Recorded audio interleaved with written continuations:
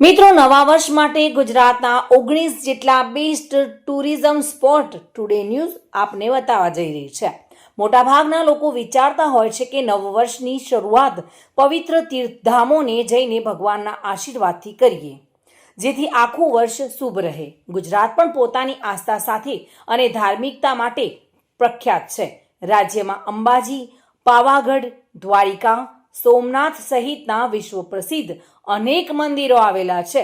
દરરોજ વિશાળ સંખ્યામાં ભાવિક ભક્તો આ મંદિરોની મુલાકાત લે છે।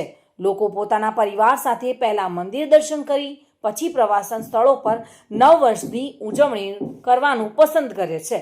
તો આજે એવા કેટલાક ધાર્મિક અને પ્રવાસન સ્થળો વિશે ખાસ જાણીશું।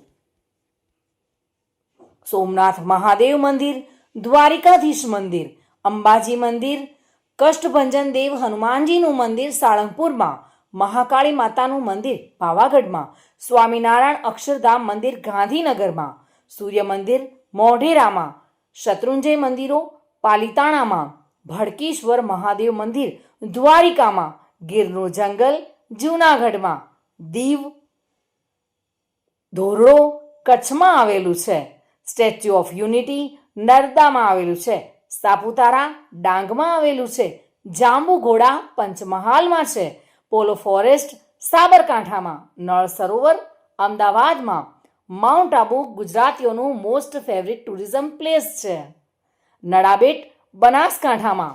એટલે કે આ 19 સ્થળો એવા છે જ્યાં નવ વર્ષની ઉજવણી કરવા આપ જઈ શકો છો।